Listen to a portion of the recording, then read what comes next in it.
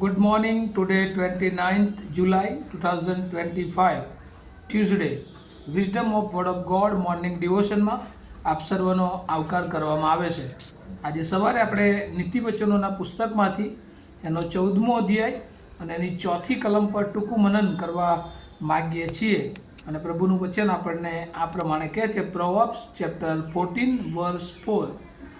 જ્યાં બળદો નથી ત્યાં ગભાણ સાફ હોય છે, પણ બળદના બળથી ઘણી નિપજ થાય છે.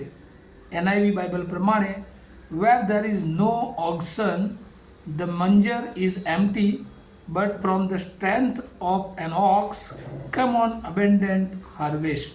અને બહુ અદ્ભુત શિક્ષણ આપણને નીતિવચનના પુસ્તકો આપે છે. અને એમાં ખાસ આજનો જે થીમ છે, જો આપણે એને એક શબ્દમાં એક વાક્યમાં કહેવું હોય તો પ્રોસ્પરિટી ઇન બિઝનેસ, વ્યાપારમાં સમૃદ્ધિ, અથવા તો બીજા અર્થમાં કામમાં એ સમૃદ્ધિ અથવા કામમાં એ આશીર્વાદ કેવી રીતે આપણે જોઈ શકીએ છીએ.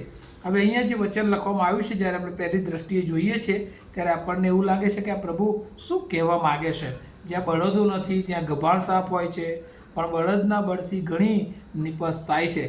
હવે અહીંયા જે પ્રભુ આપણને શિક્ષણ આપવા માગે છે આજે, ખાસ કરીને બે બાબતો, કે આપણા જીવનમાં હંમેશા આપણે હાર્ડ વર્ક કરનારા હોવા જોઈએ અને જીવનમાં લેઝીનેસ અથવા આળસ એ હોવી ન જોઈએ. એવું લખવામાં આવે છે કે જે જ્ઞાની અથવા સમજદાર ખેડૂત હોય છે એ જાણે છે કે બળદ એ એના માટે બહુ અગત્યનું ખેતરમાં ઉત્પાદનનું સાધન છે, અને એટલા માટે તે બળદ એની પાસે વધારે હોય એ ધ્યાનમાં રાખે છે.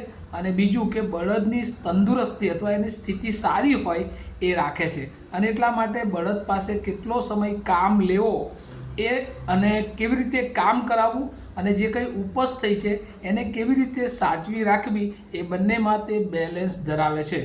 આજે મોટાભાગે જે ખેડૂતો ખેતી કરે છે ને એમાં ટ્રેક્ટરનો ઉપયોગ કરે છે, પણ જ્યારે પ્રાચીન સમય હતો અને ત્યારે આ બળદ એ જ જાણે કે ટ્રેક્ટર સમાન એ ગણવામાં આવતું હતું.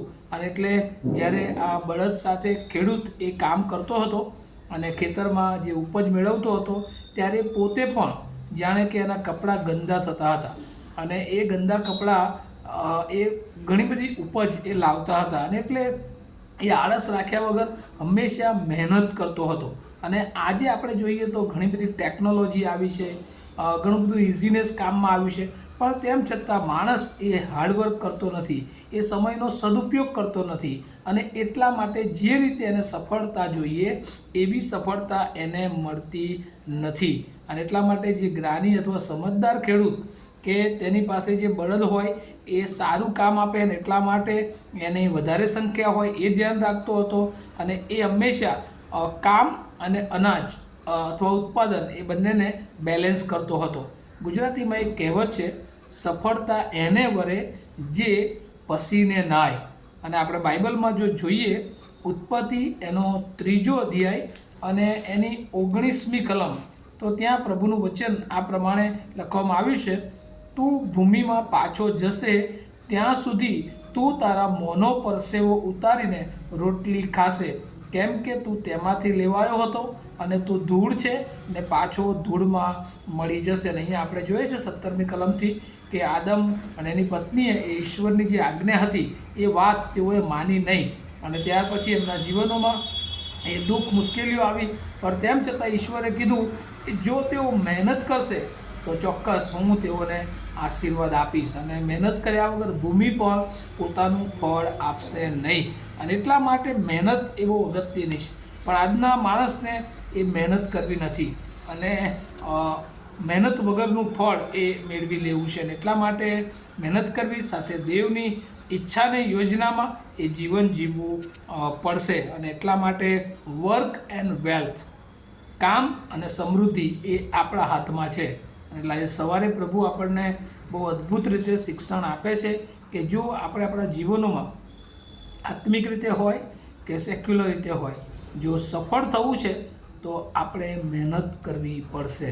વેર there is no oxen the manger is empty, but from the strength of an ox come an abundant harvest. અને જ્યાં મહેનત કરવામાં આવે છે ત્યાં પુષ્કળ એ આશીર્વાદ, સમૃદ્ધિ એ આપણને જોવા મળે છે. અને એટલા માટે આજે સવારે પ્રભુ આપણને સર્વને ખાસ કરીને શિક્ષણ આપે છે કે શું આપણે મહેનત કરવામાં પાછા પડીએ છીએ, આપણે આળસુ છીએ, તો આપણી પાસે ગમે એટલી ક્વોલિટી હોય, ગમે એટલી સમજણ સારી હોય, ગમે એટલી બુદ્ધિ હોય, પણ આપણે સફળ થઈ શકીશું નહીં.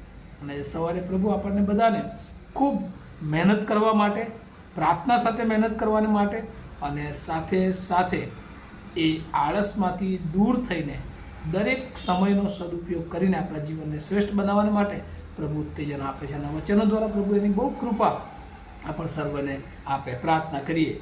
અમારા જીવંત અને દયાળુ ઈશ્વર, અમે બહુ આભાર માનીએ છીએ કે પ્રભુ અમે મહેનત કરીને ફળ મેળવીએ એ તમારું વચન છે.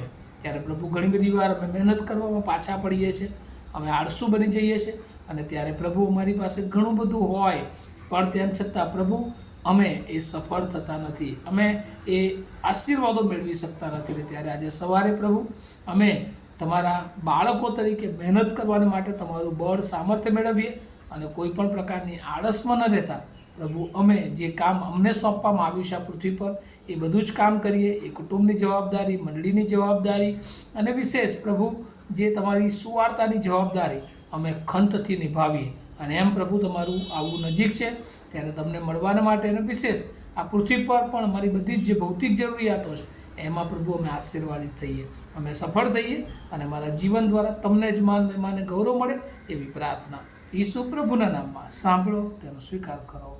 આમીન. Have a nice day to all of you. Thank you.